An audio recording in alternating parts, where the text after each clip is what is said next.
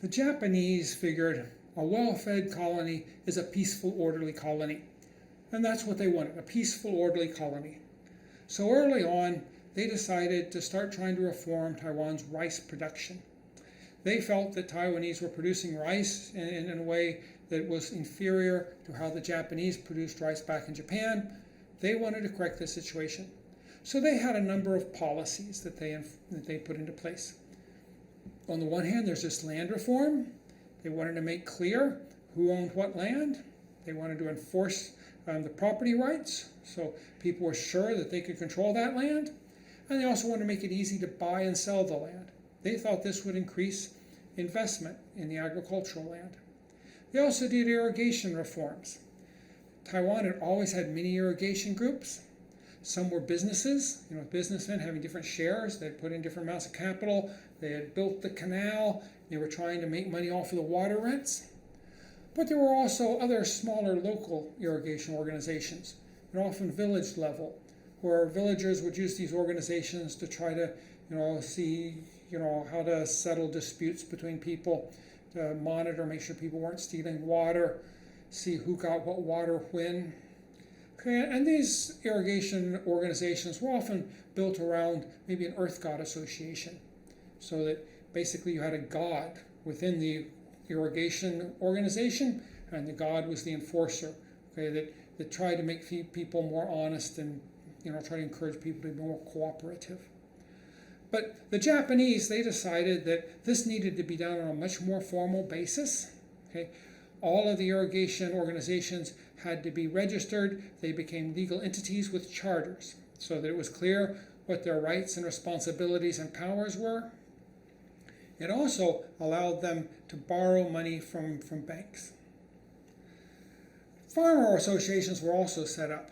The farmer associations were often to share information with Taiwanese farmers, but also to enforce Japanese policy. One example of this is that when the Japanese created the sugar industry, or not created, but created the modern sugar industry, they wanted farmers to all use one particular type of sugar cane. And the farmer associations, they got the sugar cane, they passed it out to the farmers, they made sure that the farmers did use that type of sugar cane. The same thing happens in rice. When the Japanese come, they find that Japanese farmers are using hundreds of types of rice. Japanese think, how can this be right? Okay, there has to be some type of rice that's best, and the other types of rice are inferior. Okay? So they start sorting through these rice crops, these different types of rice. They don't find a one best type of rice, because Taiwan did have many different environments, many different subclimates. But they winnowed down the rice to just a handful of types of rice that Taiwanese farmers were allowed to plant. And the other types of rice, were tried to be eliminated. They wanted to eliminate them. Okay? Now, did these reforms work? I don't think they did. Okay, if they did anything for Taiwan's rice production, it was minimal, and it's possible it did nothing or less than nothing. Okay. This is a look at Taiwan's rice harvest, rice, land, how much land is being harvested, and land productivity, how much harvest you're getting from each piece of land. Okay. What you can see is that early on, from 1899, when the statistics start, to about 1904, there is an increase in all of these things. Okay, these are indexes, and in these indexes, 1905 is 100. So the number doesn't actually mean anything. This graph is just to show you when the harvest and land and productivity are growing and when they're not growing. Well, after 1904, land productivity is not growing. Okay, land harvested is growing a little bit, and so the total harvest is also growing a little bit, but nothing very spectacular at all. Okay? And this early period, this is the period of the reforms. Okay, in 1901, that's when they recognized the irrigation organizations, made them official entities. Well, this was a period where Taiwan's rice harvest was still growing. Land productivity was still growing. Maybe this had some positive effect. But I rather suspect what's happening is that when the Japanese came in and took over Taiwan, they did a lot of fighting. There's probably a lot of these irrigation systems, and some of the farmland was kind of wrecked up. Probably took quite a while to get Taiwan's irrigation to recover to its normal state. So I suspect that this pre-1904 growth may just be due to the Japanese takeover itself. Okay? And maybe it's just a recovery period. When we get to 1904, that's when the land reform comes into being, the new land system. And by this period, there's really no increase in agricultural productivity after 1904. So you can't really tell that land reform does much for the production of rice. The rice reform comes in 1906, and again, productivity is not really increasing. So I don't think this does much for rice production. And then in 1912, what happens is the irrigation organizations are nationalized. Okay? The government, takes charge of them, though they're left in the hands of local committees, and these committees often include people that were originally involved in the organizations, though they also include a lot of Japanese advisors as well. Okay? But the Japanese pretty much take control of all but the smallest irrigation projects. Okay? Throughout this period, though, you're not seeing much growth. Land productivity doesn't seem to be doing anything. I think what's happened here is that the Japanese technocrats, they think they can do things better than the Taiwanese farmers. But Taiwanese farmers, they've lived on the land for generations. Okay, they might not be well educated, but each is familiar with their own land, and gradually they have evolved over time, different ways of organizing themselves, different production methods. Okay, and maybe the Japanese experts don't understand, but they're pretty efficient. Okay, so when the Japanese experts come in and try to change things, I don't really think they improve the situation much. Okay, they see themselves as technocrats. Okay, that should be able to teach these farmers important lessons in agriculture. Okay, but I think at least early on, they're too ignorant of Taiwanese conditions to really do much good. Okay. But this is only up to like 1923. In the 1920s, there is a big change in Taiwan rice production. Okay.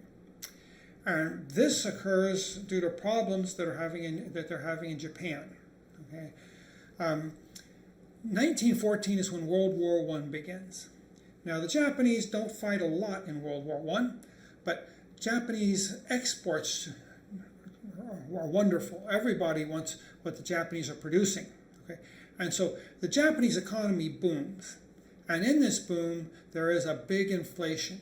Prices of everything, including rice, go up, but wages do not go up much. We'll talk more about this boom in the next section. Okay? But what's important here is that up until World War I, the Japanese government was most concerned with keeping Japanese farmers happy. So they didn't really encourage Taiwanese rice exports.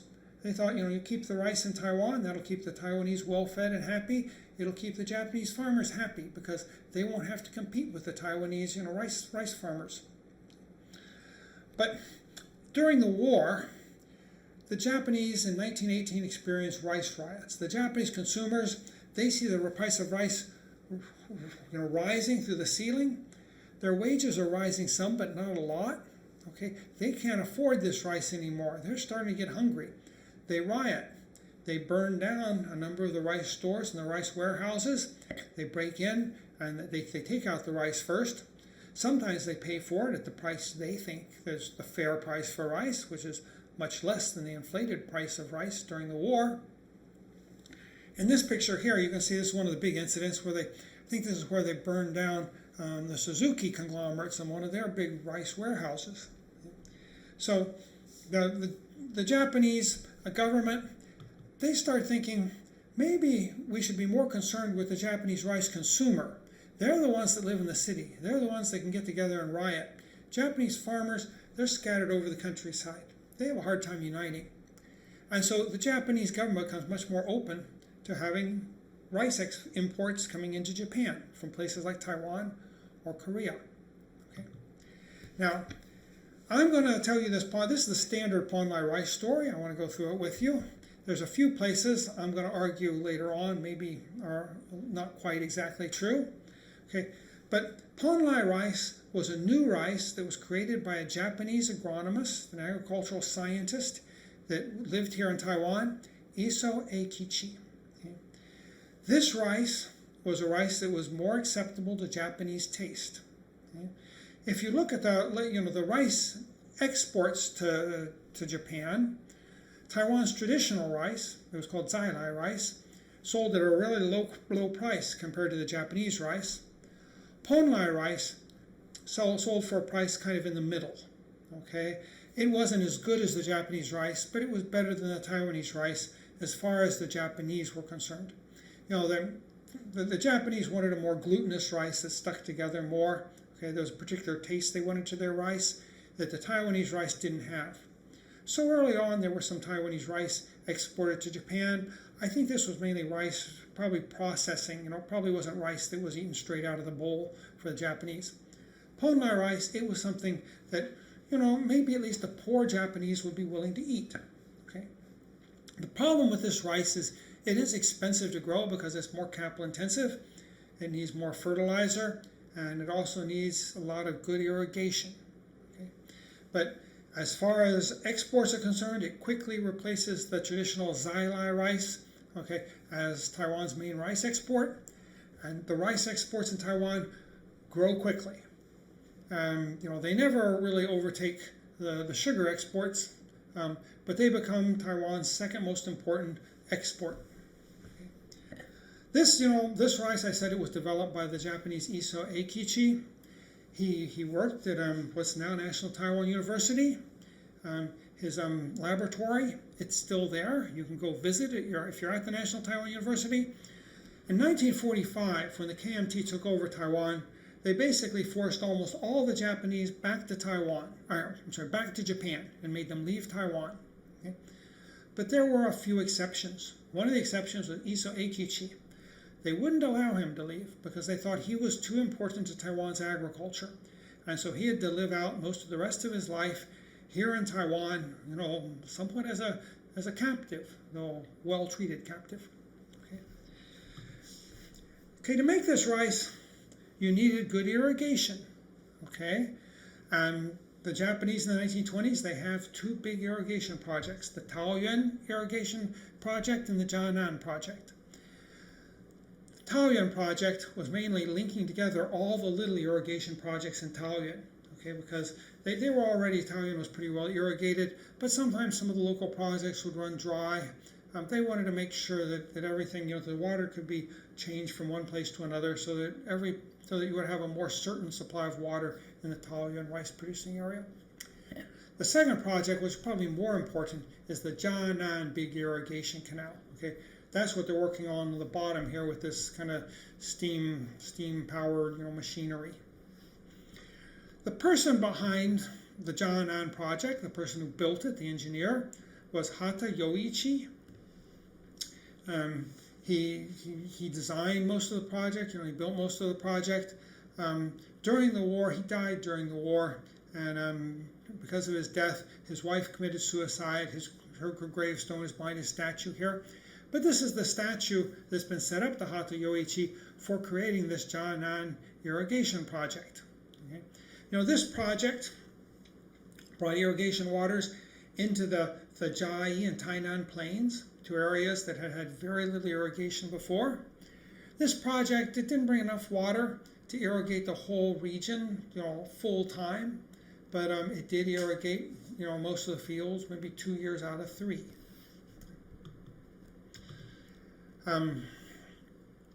This here is the area being irrigated, the red area. Okay, back then that was just part of the Tainan prefecture. Today it's been divided up into Jiayi and Tainan. Okay. And this is the map. And you can see kind of what happens is his idea is he takes water from two big sources. Okay. The red arrow, that's the Zhuoshui River. Okay. That's one of the biggest rivers in Taiwan. Okay. He goes upstream where the water is higher, and then he builds the canal that'll take the water down at a slower rate than the river does, so it rises higher and higher compared to the land, and he can keep that water in the canal up at a pretty high altitude. And then this big canal, that's the dark red line, goes all the way over to where this blue arrow is. This is the second source of water. This water flows from several streams into what's now the Wushantou Reservoir. And then the water from the Wushantou Reservoir also goes into this long dark red canal. And then the water that's flowing into this canal flows out into many smaller canals, okay, just going down throughout the Jiangnan Plain. Okay. So this project really opens up a lot of new land to rice growing in Taiwan. Okay.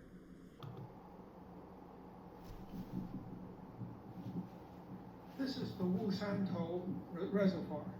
It's part of the Jiangnan Daju, the Great Jiangnan Irrigation Project.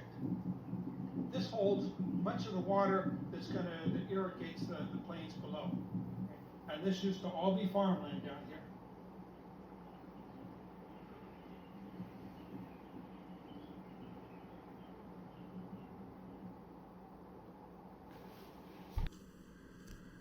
That guy is well informed, but he doesn't seem very articulate. Okay, now we've got a new type of rice. We've got better irrigation. We also have more fertilizer use. We're having what some people later described as a green revolution. You know, the real green revolution is in, I think, the 1960s. Okay, it's after World War II. It first affects the wheat crop and then the rice crops of the world. Okay. But some scholars have gone back and claimed that what happened in Taiwan in this earlier period was an earlier green revolution. In this graph, you can see the green line showing you the traditional xyli rice harvest. You know, as we've seen already, in the first few years of Japanese rule, there was a great increase. Okay? This may have just been kind of returned to normal. Then you get a slow increase in the rice crop. This is due to more land being opened up, okay, for rice farming. Then you look at the Ponlai harvest. Ponlai becomes important after 1923. You can see Ponlai rice, it catches on, it grows very fast. Okay. Up until about 1932, the xyli harvest and the Ponlai harvest are both growing. But after 1932, Ponlai rice is just getting too profitable. People start moving out of xyli rice. By the late 1930s, Ponlai rice now is over half of Taiwan's rice production, though probably most Taiwanese are still eating the xyli rice. Okay, and they're shipping the Ponlai rice largely to Japan. Okay. But land productivity really begins to grow after 1923. Compared with 1923, when we get to 1938-39 this season, land productivity is 50% greater, okay, than what it had been. So it's after 1923 that Taiwan's rice production really is revolutionized. Is this a triumph of technology? You know, do we have to thank the technocrats? I'm going to argue in the next section that although most of what I've told you here is basically true, okay, a lot of other things were happening behind the scenes. And particularly, I think the change in finance is a lot of what drove this change in Taiwan's rice production. So was this a triumph of Japan's technocracy? Well, you know, I think Iso and Hata are both admirable men who did their jobs well, okay, and they deserve some praise. But I don't really see them as the stars of the show, okay, and I'll explain why that is, okay, in this next section.